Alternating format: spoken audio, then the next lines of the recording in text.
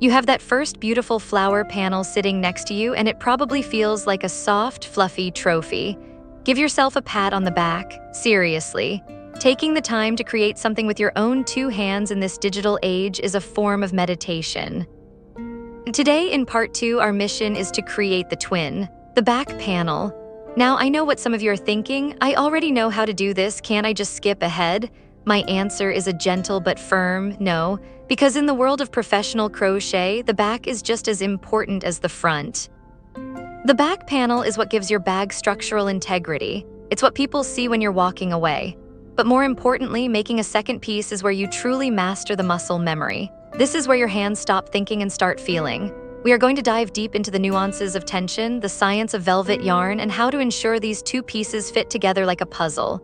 So let's pick up that hook, breathe in the creativity, and let's get back into the magic.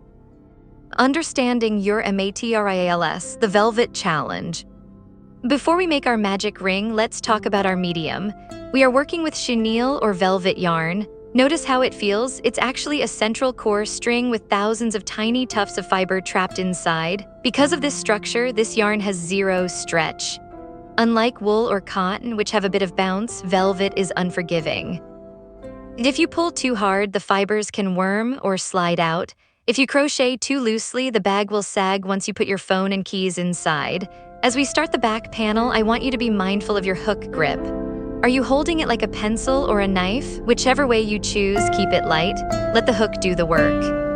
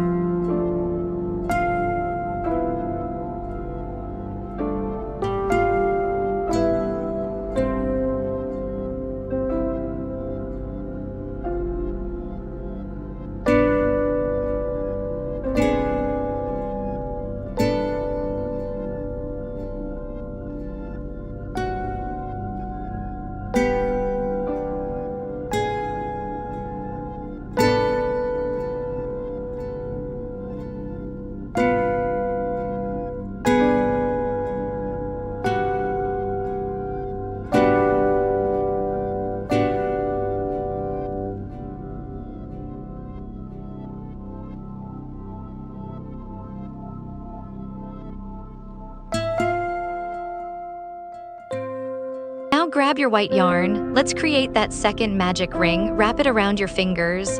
Notice the friction of the velvet. It's a bit grippy, isn't it? Pull up your loop, chain 1, and let's place our 6 single crochets. Count with me slowly, 1, 2, feel the hook slide through the fibers, 3, 4, 5, and 6. Now when you pull the tail to close the ring, don't yank it. Velvet yarn can snap if you apply too much sudden force. Pull it steadily until the center is a tight white bud. This is the heart of your second flower. Place your marker. We are officially in the zone. The growth phase, round 2, and the tension dial. Round 2 is our expansion round. 12 stitches, 2 single crochets in every hole. Let's talk about the tension dial.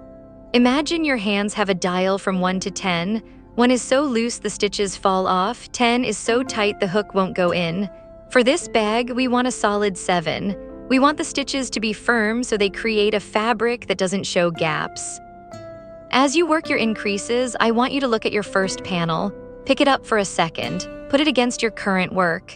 Does the center look the same size? If your new center is looking bigger, it's likely because you're more relaxed today than you were during part 1. That's a good thing for your soul, but a tricky thing for your bag size. Adjust your grip if you need to. 1, 2, 1, 2. Keep circling, feel the rhythm of the hook, it's like a dance. By the time you hit that stitch marker again, you should have 12 beautiful, plump white stitches. This is the foundation that will hold all the weight of your petals. The color bloom, the variegated petals. Now let's introduce our star color again. That gorgeous variegated blue and purple. Cut the white yarn, but give yourself a generous tail. We aren't just making a bag, we are making something that will last for years, so we want those ends secure. Join the new color with a slip stitch. Now look at your variegated yarn. Every skein is a journey. Maybe this time you're starting with a deep indigo, whereas the last one started with a light lavender. Embrace that. As we start the first petals, slip stitch, then the half double, then the 3 doubles, then the half double. I want you to focus on the height of your double crochets. To make the petals look truly puffy, pull up your loops just a tiny bit higher than you usually would. This gives the velvet room to breathe and expand.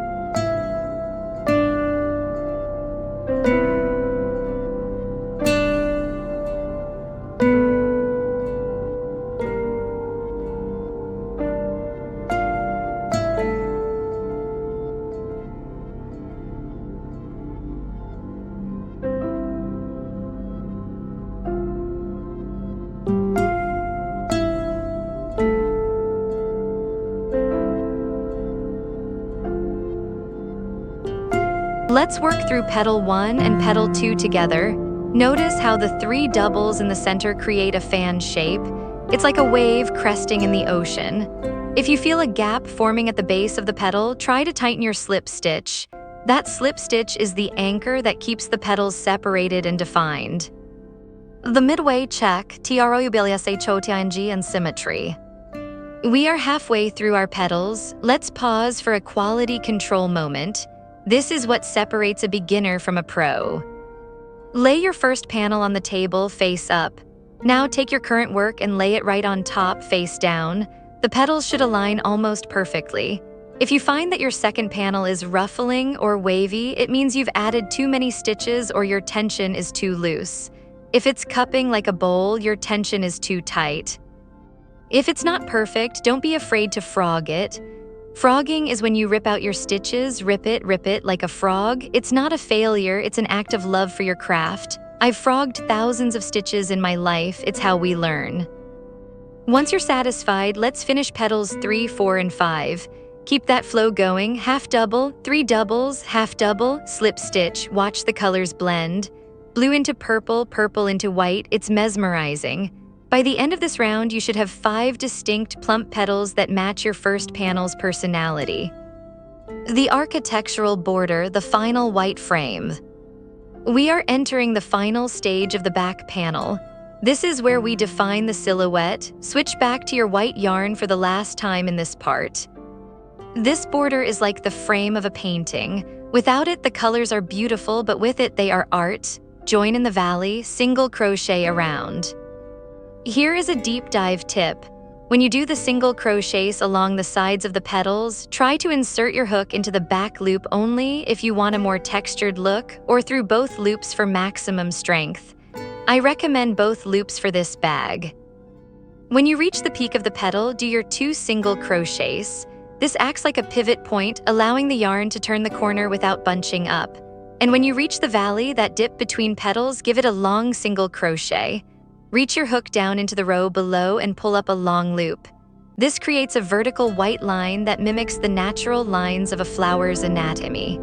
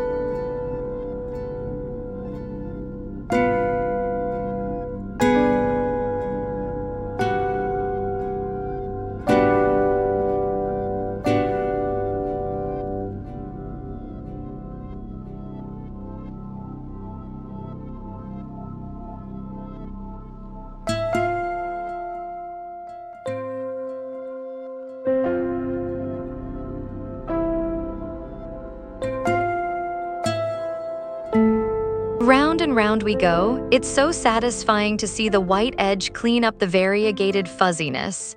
It makes the whole piece look crisp and high-end. PREPRNG for the union, ends, and EDGS. We've done it, the second panel is complete, but before you put your hook down, we have some housekeeping. Take your tapestry needle. We are going to weave in all the tails on the back side. Since this is velvet yarn, here is a trick. Weave the tail in one direction, then split the yarn of a stitch and go back through it in the opposite direction. This locks the velvet fibers so they won't slide out when the bag is in use. Now look at both of your panels side by side. They are like sisters, not identical twins, but very, very close. One will be the face that greets the world, and the other will be the soft back that rests against your hip. Important, on this second panel, do not cut the white yarn too short.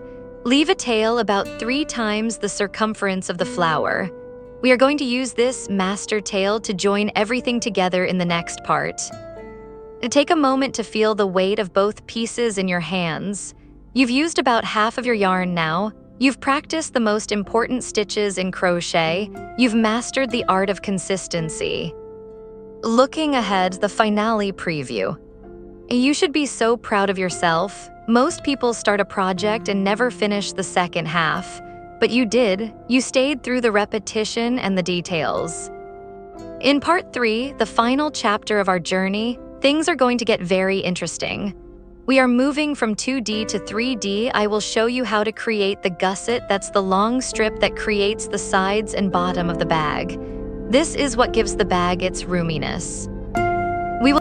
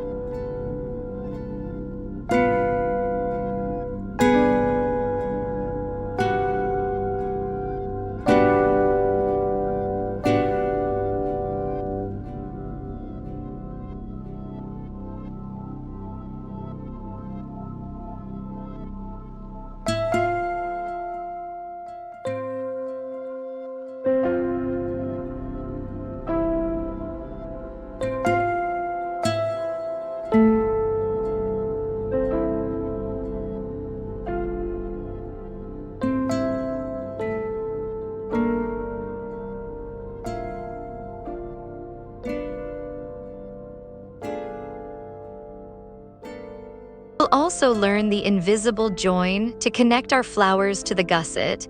And finally, we will crochet a no-stretch strap so your bag stays at the perfect length no matter how much you carry. Go get some rest, stretch your shoulders, and maybe take a photo of your 2 flowers to share with the community. I'll be waiting for you in part 3. Let's finish this masterpiece together. Happy crocheting!